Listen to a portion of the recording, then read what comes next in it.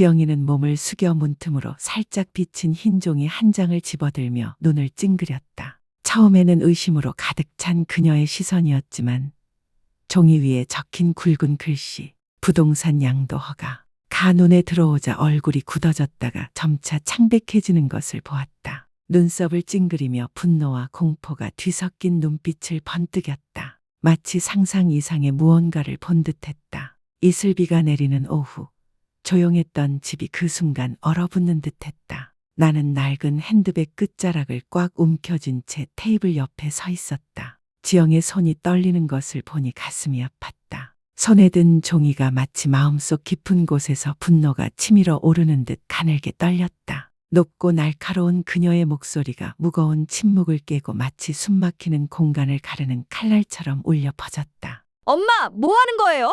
땅 팔았어요? 아무에게도 묻지 않고 감히 그런 짓을 하다니요? 나는 마치 누군가 가슴을 쥐어짜는 듯 욱신거렸다. 지금 이 순간 1000가지 변명을 하더라도 아무 소용이 없을 거라는 걸 알고 있었다. 모든 은밀한 준비, 삶의 마지막 명예를 지키기 위한 긴 밤의 고통, 이제 모든 것이 적나라하게 드러났다. 그리고 평생을 희생했던 시어머니가 한 장의 종이 때문에 며느리 눈의 배신자가 된 것이다. 지영이는 눈을 부릅뜨고 한 걸음 더 나아갔다. 그녀의 목소리는 매 단어마다 분노에 떨렸다. 정말 집을 나갈 거야? 나, 우진, 준호가 필요 없다고. 이렇게 하면 내가 무정하지 않다고 생각해? 나는 숨을 들이쉬었다. 낡은 손으로 테이블 가장자리를 하얗게 질릴 때까지 움켜쥐었다. 다리가 풀릴 것 같았지만 나는 꿋꿋이 서 있으려 했었다. 내 목소리는 울려 퍼졌다. 더 이상 떨리지도 두려워하지도 않았다. 이제 나는 깨달았기 때문이다. 가족 관계가 오랫동안 깨져 있었다는 것을. 오늘에야 그 이유가 내 눈앞에 나타났다. 그 땅은 내 땅이야. 내 아버지가 돌아가신 후로 몇 년 동안 내가 지켜왔고 혼자 경작해왔지. 이제 남은 평생 쓰고 싶어. 묻지 않아.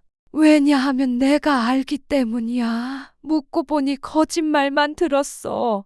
지영을 바라보니 눈이 휘둥그레지고 종이가 구겨질 때까지 꽉 쥐고 있었다. 눈물이 고였다. 분노 때문인지 공황 때문인지 아니면 오랫동안 간직해온 계획이 들통났기 때문인지 알 수 없었다. 그 순간 나는 똑똑히 보았다. 예전에 집이라고 불리던 그 집에 더 이상 내 자리가 없다는 것을. 나는 더 이상 내 엄마도 할머니도 아니었다. 그저 사람들이 없애려고 애쓰는 장애물일 뿐이었다. 지영의 눈빛, 지영의 목소리, 단어 하나하나, 글자 하나하나가 오랜 인내로 찢겨진 내 가슴을 칼날처럼 깊이 파고들었다. 지금 바다 멀리 작은 방 창가에 앉아 해안에 부딪히는 파도 소리를 들으며 이 글을 쓴다. 비난하거나 원망하기 위해 글을 쓰는 것이 아니다. 나 자신에게 일깨워주기 위해 쓴다. 단 한 장의 종이, 가족이라는 경계 사이에 떨어진 단 한 장의 종이가 모든 것을 무너뜨리기에 충분했고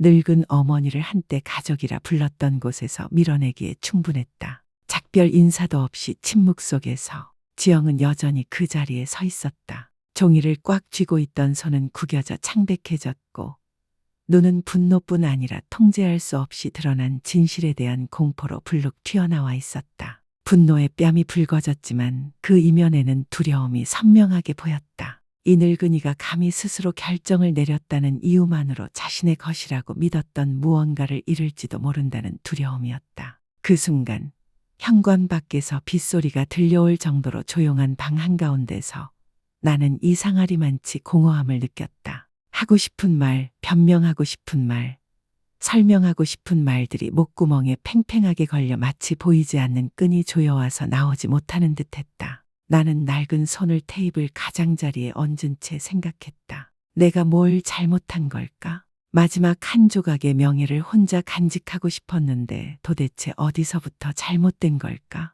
하지만 바로 그 순간 문틈으로 쏟아지는 차가운 이슬비 속에서 빛바랜 커튼 위로 희미한 노란빛이 비치는 가운데 그날 오후의 모습이 떠올랐다. 이 모든 파괴를 시작한 그 오후였다. 아직도 기억 속에는 준호가 작은 치킨 조각을 먹으며 흐느끼는 소리, 지영이가 평생의 분노를 터뜨리려는 듯 소리치는 소리, 우진이가 오랫동안 무너져 내리고 아무도 감히 인정하지 못했던 집을 망치로 내리치는 듯한 무력한 한숨 소리가 생생하게 들려왔다. 이 모든 것이 지영의 손에 들린 종이에서 시작된 것은 아니었다. 아니, 그 식사에서 시작됐어. 어설픈 약속에서, 온갖 걱정에 깜빡 잊고 있던 작은 프라이드 치킨 한 조각에서 프라이드 치킨 한 조각, 그 약속이 지금의 내 삶을 만들어냈지. 눈을 감고 창문에 부딪히는 빗소리에 몸을 맡기고 가슴이 쿵쾅거리도록 내버려 두며 추억이 나를 그날 오후로 끌어당기도록 내버려 두었어.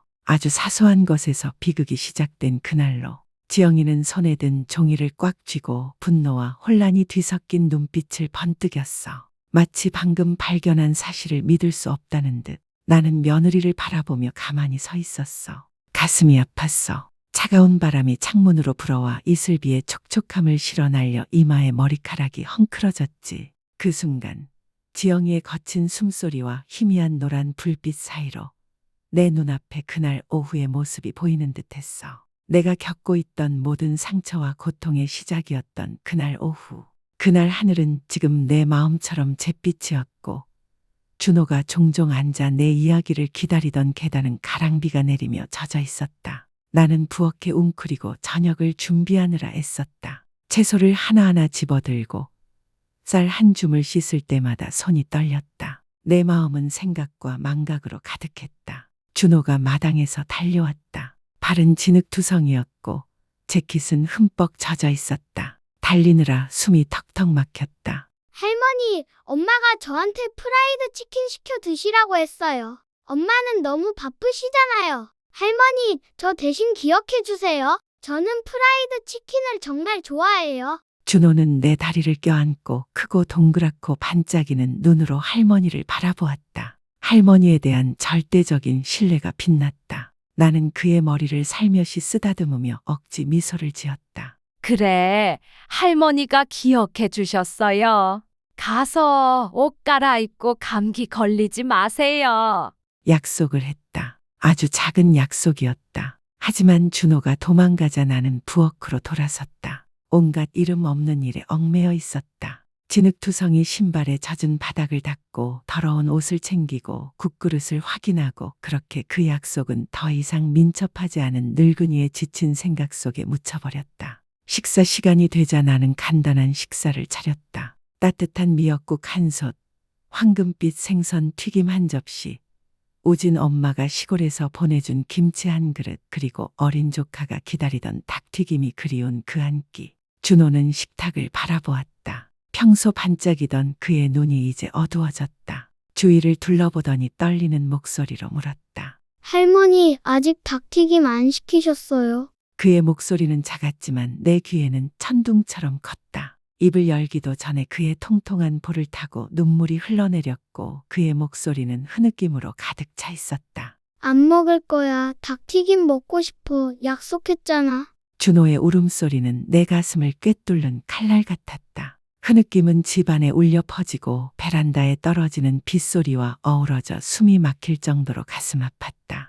지영은 힘든 하루를 보낸 후 이미 긴장한 상태였고 아이의 울음소리에 터져나왔다. 그의 손에 들린 젓가락이 식탁을 내리치며 요란한 소리를 냈다. 준호야, 그만해. 우리 밥에 닭튀김 없으면 어떡해? 엄마는 벌써 너무 지쳤어. 엄마가 날 배불리 먹으려고 미칠 것 같아? 하지만 그 소리는 소년의 비명을 더욱 크게 질렀다. 밥그릇을 밀어냈고 작은 손은 식탁 가장자리를 움켜쥐며 떨렸다. 마치 무너져가는 마지막 희망을 붙잡으려는 듯. 그러자 우진이 고개를 들었고 그의 목소리는 지쳐 쉰 듯했다. 준호야, 아빠 말 잘 들어. 밥 먹어. 아빠는 아직 할 일이 많단다. 하지만 아빠의 목소리는 조카를 더욱 혼란스럽게 했다. 그는 실망으로 가득 찬 눈으로 나를 올려다보았다. 약속했잖아. 왜 기억 못하냐? 왜 아무 이유 없이 혼나도록 내버려 두었니? 가슴이 아팠다. 나는 마치 돌처럼 굳어버렸다.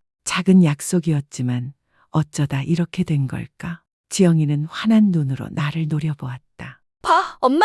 그렇게 버릇없게 키웠잖아. 닭튀김 한 조각 때문에 집이 엉망이 됐잖아. 모든 시선이 나에게 쏠렸다. 사소한 것 하나 깜빡하고 식사 내내 폭풍우를 일으킨 나에게 나는 바랜 셔츠 자락을 움켜쥐고 고개를 숙였다. 감히 누구도 쳐다볼 수 없었다. 밖에서는 여전히 비가 내리고 있었고 차가운 베란다에서는 바람이 휘몰아치고 있었다. 집안에서는 준호의 흐느낌이 점점 사라지고 무시무시한 정적이 감돌았다. 사소한 일에도 가족 간의 유대감이 깨지기 시작한 집안의 정적이었다. 그날 저녁 식사가 침묵 속에 끝나고 나니 그릇과 젓가락이 부딪히는 소리가 메마르고 차갑게 들렸다. 마치 부서진 슬픔이 가슴속으로 쏟아져 들어오는 듯했다. 지영은 저녁 쟁반을 치우며 어두운 표정을 지었고 나를 한 번도 쳐다보지 않았다. 오지는 그저 고개만 숙인 채 조용히 테이블 위에 서류를 정리했다. 마치 온 집안을 뒤덮은 무거운 분위기에서 벗어나 끝없이 쌓인 업무 더미에 파묻히고 싶은 듯했다.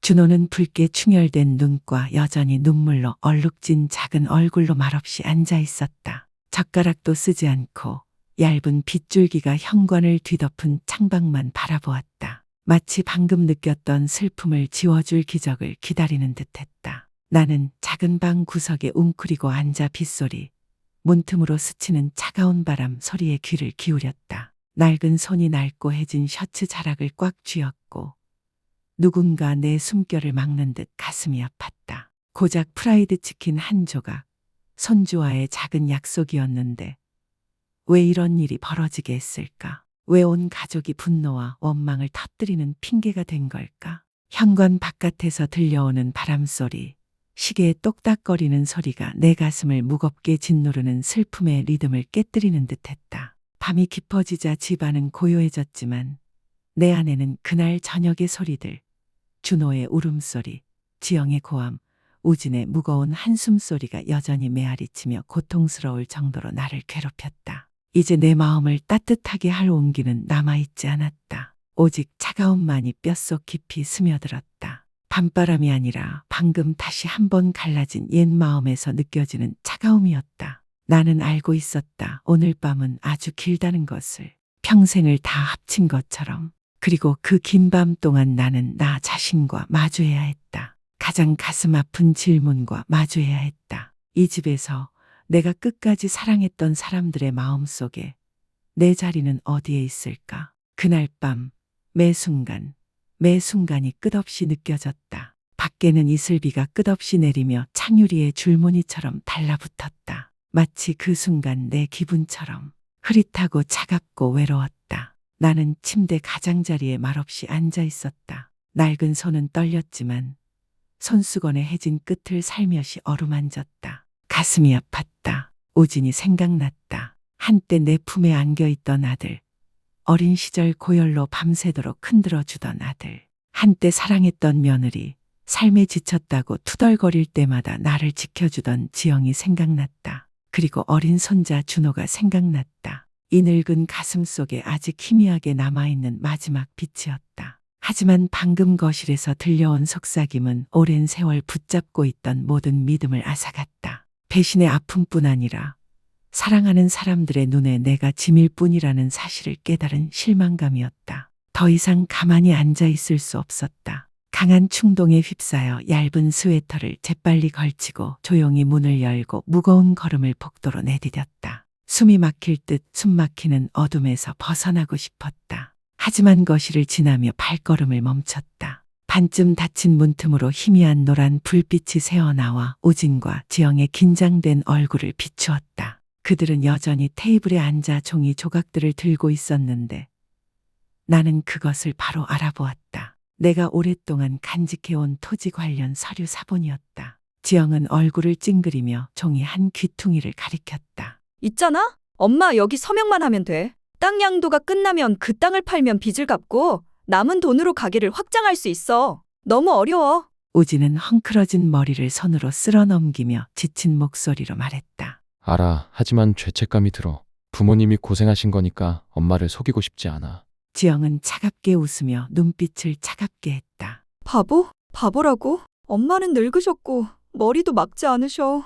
내가 몇 마디 하니까 엄마가 서명하셨어. 서명하고 요양원에 보내. 깨끗하게 하고 누군가 돌봐주게. 걱정 마. 모두에게 좋은 일이야. 나는 돌멩이처럼 그 자리에 서 있었다. 다리는 감각이 없었고 손은 벽 가장자리를 하얗게 질 때까지 꽉 쥐고 있었다. 숨이 가빠지고 가슴은 누군가 쥐어짜는 듯 아팠다. 문틈으로 차가운 바람이 불어들어와 탁자 위에 서류들을 날렸다. 그 순간 나는 더 이상 이 집의 일원이 아니라는 것을 똑똑히 보았다. 갑자기 머릿속에 어떤 생각이 스쳐 지나갔다. 그 어느 때보다 선명했다. 뭔가 해야 해. 내 손으로 날 쫓아낼 서류에 서명하는 걸 기다리며 앉아 있을 순 없어. 나는 누구에게도 발각되지 않으려고 애쓰며 무거운 걸음걸이로 뒤로 물러섰다. 그런데 그 순간 낡은 카펫 가장자리에 발이 걸려 몸이 비틀거렸다. 손에 쥐고 있던 유리컵이 미끄러져 차가운 돌바닥에 떨어지며 말은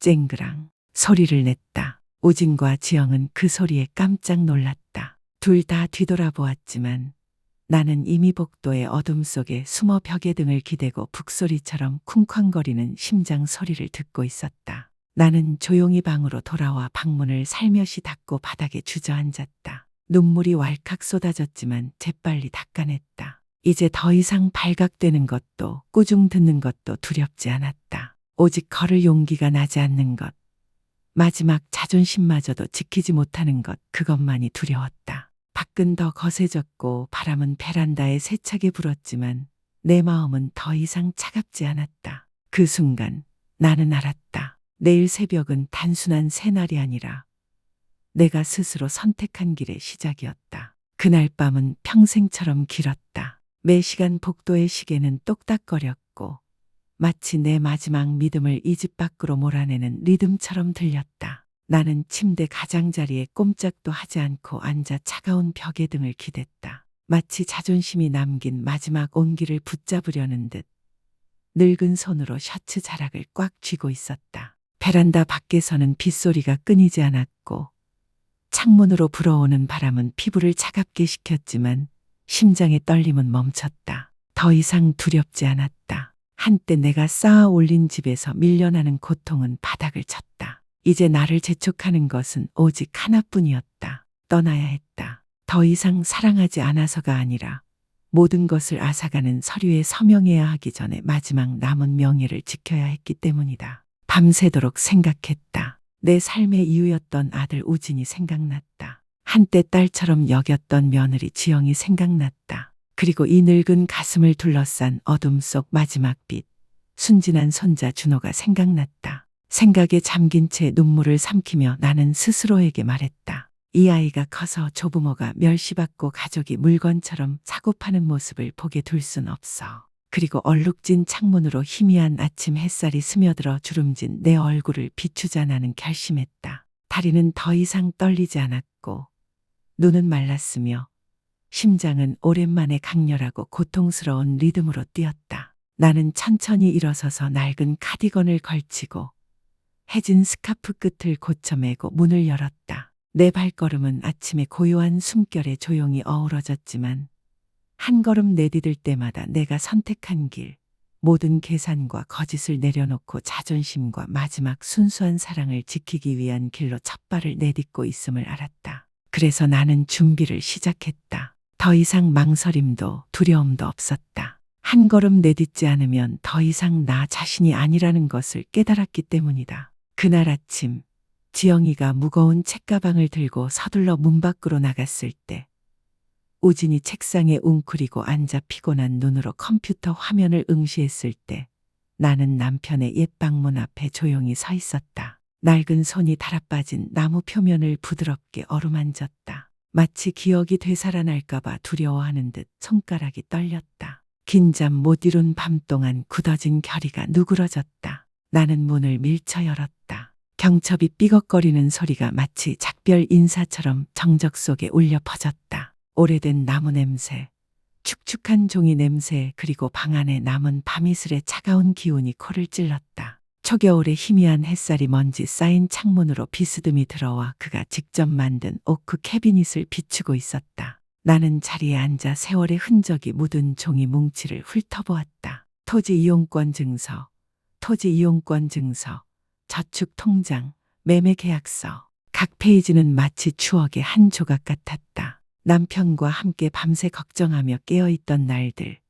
남편이 밭에서 몸을 굽히던 아침들, 채소와 케이크를 팔아 한 푼이라도 모았던 오후들, 그 모든 것들이 모여 쌓여 이 종이 조각에 담겨 있었다. 이제 사람들은 내 서명과 함께 약속을 어기고 가져가고 싶어 하는 것들 말이다. 나는 빛바랜 잉크 앞에 멈춰 섰다. 주인 김옥란. 가슴이 쿵쾅거렸다. 내 이름이었지만 지난 세월 동안 나는 그 이름에 신경 쓰지 않았다. 할아버지께서 내 자식과 손주들이 살 곳을 마련해 주도록 간직해라 라고 하셨기에 간직해 온 것이었다. 하지만 이제 나는 그 이름을 간직해야 했다. 더 이상 자식과 손주들이 의지할 곳이 아니라 배신의 늪에서 나 자신을 구하기 위해서였다. 다음 날 낡은 지붕 위로 해가 막 떠오를 무렵 나는 낡은 카디건을 걸치고 낡은 비닐 신발을 신고 거리로 쏟아지는 사람들 속으로 들어갔다. 뒤돌아보지도 않고 떨지도 비틀거리지도 않고 걸었다.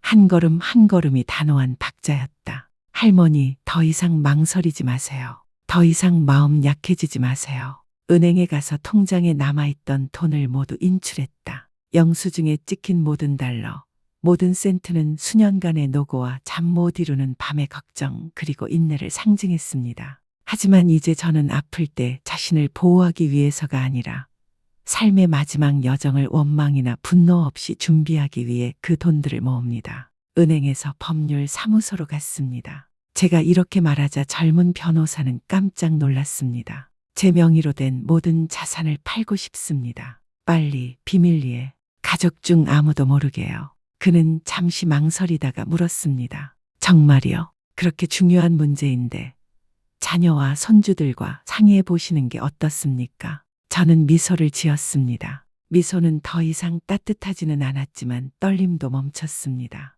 물었습니다. 스스로에게 물었습니다. 이번에는 저 자신을 위해 살아야 합니다. 돌아오는 길에 첫 겨울바람이 살을 애는 듯 매서웠습니다. 빛바랜 카디건이 발치에서 펄럭였습니다. 하지만 마음속에서는 그 추위가 더 이상 저를 흔들지 못했습니다. 나는 희미한 회색빛 하늘을 올려다보았다. 구름이 천천히 흘러가고 멀리 지붕 위로 희미한 오후 햇살이 드리워져 있었다. 그리고 나는 속으로 생각했다. 할머니, 이제 드디어 떠날 시간이야. 더 이상 나를 사랑하지 않아서가 아니라 할머니가 더 이상 여기에 머물러 자존감을 짓밟히게 둘 수 없기 때문이야. 그날 밤 나는 평소처럼 모든 것을 했다. 준호의 등을 쓰다듬어 재워주고 그 순수한 얼굴을 오랫동안 바라보았다. 눈물이 왈칵 쏟아졌지만 흘리지 않고 삼켰다. 속으로 생각했다. 할머니는 나를 떠나지 않을 거야. 사랑은 유산으로 평가되는 집에서 내가 자라는 모습을 지켜볼 수 없어.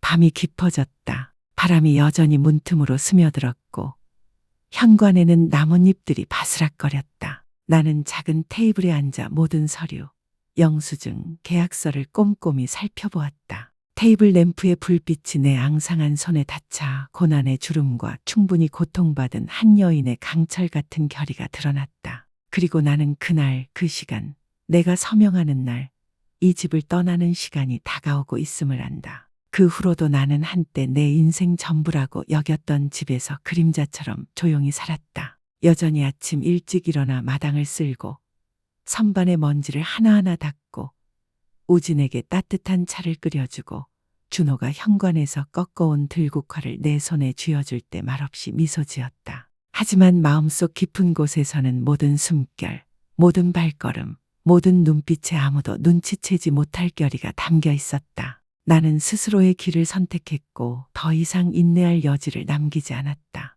모든 서류 작업은 거의 끝나갔다. 모든 계약서, 모든 영수증은 빛바랜 핸드백에 깔끔하게 담겨 있었다. 마치 마지막 자존심이라도 걸린 듯 나는 그 핸드백을 꼭 쥐고 있었다. 이제 공식적인 서명만 남았고 그 순간 나는 조용히 떠날 것이다. 비난 한마디 없이, 눈물 한 방울 없이, 아무도 걱정하지 않고 나를 다시 한번 굴욕의 심연으로 밀어넣을 기회도 주지 않고. 그날 오후 하늘은 마치 폭풍을 알리는 듯 어두웠다. 빗방울이 유리창을 촉촉이 적셨다. 인생의 긴 한 시기를 마감해야 한다는 생각에 마음이 무거워 집으로 돌아왔다. 침대 가장자리에 가방을 올려놓자 손이 떨리며 조심스럽게 문을 닫았다. 그리고는 마치 운명의 순간을 카운트다운하듯 시계의 똑딱거리는 소리에 귀를 기울이며 오랫동안 조용히 앉아 있었다. 하지만 운명은 사람들이 원하는 대로 쉽게 평화롭게 떠나도록 내버려 두지 않는다.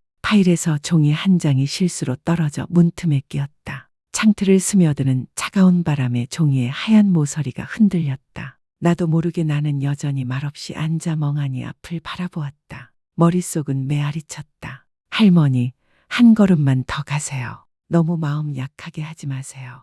뒤돌아보지 마세요. 그리고 지영이의 발소리가 복도에 울려 퍼졌다. 하이힐 구두 소리가 문 앞에서 뚝 멈췄다. 그 순간 폭풍이 몰아치며 붙잡으려 애썼던 가느다란 침묵을 찢어발겼다. 그날 아침 일찍 하늘은 내 심장처럼 창백했다. 낡은 기와지붕 위로 가랑비가 몇 방울 떨어지고 기와 틈으로 스며들어 현관까지 뚝뚝 떨어졌다. 나는 문 앞에 한참 서서 김이 모락모락 나는 유리창 너머로 집 뒤편 작은 정원을 바라보았다. 준호의 웃음소리가 울려 퍼지던 그곳은 이제 초겨울 추위에 시든 들국화밭뿐이었다. 낡은 핸드백 끈을 꽉 움켜쥐자 안에는 부동산 양도, 증빙 서류와 은행 영수증, 그리고 몰래 예약해둔 머나먼 바다로 가는 버스표가 가득했다. 가방은 내 마음의 짐에 비하면 아무것도 아니었지만 한 걸음 한 걸음 내딛는 순간이 마치 내 살과 피의 일부를 버리는 것처럼 무거웠다.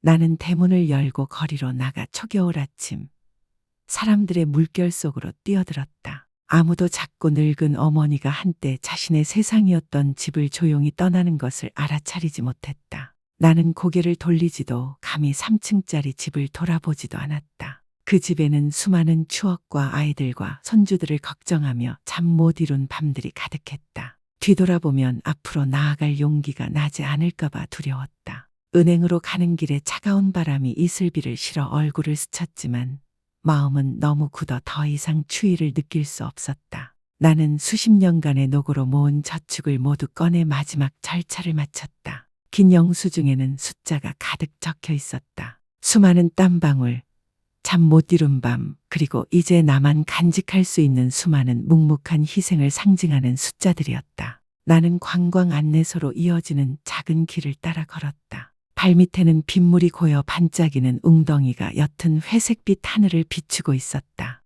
제주, 부산에서 울릉, 그리고 어렸을 때 남편과 함께 꼭 가고 싶었던 교토까지 가는 긴 여행을 예약했습니다. 젊은 직원이 저에게 물었습니다. 혼자 여행하시는 건가요? 저희가 특별 케어 서비스를 준비해 드릴까요? 나는 미소를 지었다. 피곤했지만 그 어느 때보다 더 안도한 미소였다. 괜찮아. 이렇게 혼자 있는 것만으로도 충분해. 난생 처음으로 누구에게도 뭘 하라고 지시받지 않고 아무도 걱정하지 않고 지낼 수 있어. 그날 밤 나는 바닷가에 있는 작은 여관에 묵었다. 소박한 방이었고 창문은 드넓은 바다로 열려 있었다. 나는 문 앞에 앉아 하얀 파도가 바위에 부딪히는 것을 바라보며 바닷바람이 스치는 소리를 들었다. 탁자 위에는 은은한 향기가 나는 따뜻한 차 한 잔이 놓여 있었고 그 옆에는 준호에게 쓴 엽서가 놓여 있었다. 준호야, 언젠가 내가 그리워진다면 하늘을 올려다보고 바람 소리를 들어봐. 왜냐하면 저 위에서 나는 여전히 너를 온 사랑을 담아 지켜보고 있으니까. 나는 누구에게도 화가 나지 않았어. 평생 다른 사람들을 사랑하면서 나 자신을 사랑하는 법을 배웠을 뿐이야. 나는 엽서를 접어 가슴 주머니, 내 가슴에 가장 가까운 곳에 넣었다. 그날 밤 달빛은 얇은 구름 뒤편으로 희미하게 비치고 있었지만 나에게는 그 어느 때보다 부드러운 빛이었다. 나는 의자에 기대앉아 눈을 살며시 감았다. 파도는 여전히 찰랑거리고 바람은 여전히 부드럽게 불고 있었다. 오랜만에 마음이 진정으로 편안해지는 것을 느꼈다. 나는 더 이상 어머니, 친척들의 계산 속에 조용히 갇혀있던 할머니가 아니었다. 나는 나 자신이었다. 삶의 마지막 순간에 자신을 사랑하는 법을 배운 여자. 다음 날 아침, 우진과 지영은 집이 팔리고 재산이 이전되었다는 사실을 알게 되었다. 그들은 정신없이 전화하고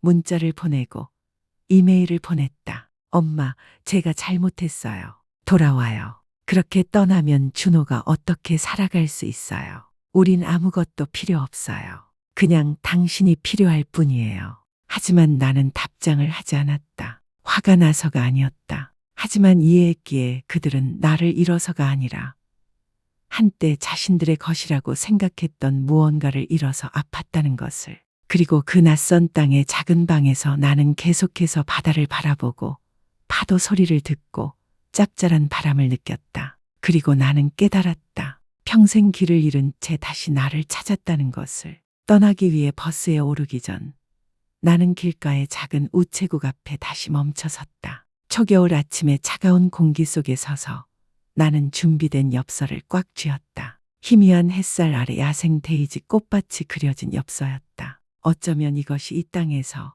한때 내 고향, 내 집이라고 불렀던 이 땅에서 보내는 마지막 메시지일지도 모른다는 것을. 늙고 떨리는 손으로 편지를 썼지만 한 획 한 획은 여전히 선명하고 흔들림 없었다. 한 문장, 한 단어가 내 마음 깊은 곳에서 우러나온 듯했다. 우진아, 지영아, 나는 더 이상 그 집에 있는 사람이 아니야. 하지만 그 집을 온 사랑을 다해 지키고 참고 희생하고 또 참아왔던 건 나였어. 내가 탓할 건 없어. 사람들은 지치고 걱정하면 쉽게 길을 잃는다는 걸 알기 때문이야. 하지만 내가 원하는 대로 살 수 있도록, 내가 지킬 마지막 자존심을 가질 수 있도록 내가 가야 해. 준호는 내 마음속에 간직한 마지막 빛이야. 그에게 친절하게 대해주고 어른이 되어 가족애를 거래하거나 측정할 수 있는 것으로 생각하지 않도록 해줘. 언젠가 정말 날 찾고 싶다면 바람 속을, 햇살 속을, 구름 속을 찾아봐. 난 이미 자유와 나 자신에게 속해 있으니까. 나는 엽서를 접어 낡은 우편함에 넣었다. 거기에는 빛바랜 글귀가 적혀 있었다. 사랑을 멀리 보내. 제대로 된 곳에 닿기를 바라. 부드러운 찰칵 소리가 들리자 마음이 조금 가벼워졌다. 도시를 떠나는 버스 안에서 창밖을 보니 낡은 지붕이 점점 멀어져 갔다. 길가에 늘어선 앙상한 나무들이 내가 놓아주는 과거처럼 뒤로 물러났다. 그리고 나는 더 이상 그 집안에 잊혀진 그림자가 아니라는 것을 알았다. 늦었지만 진정으로 내 삶을 책임지는 사람이 된 것이다.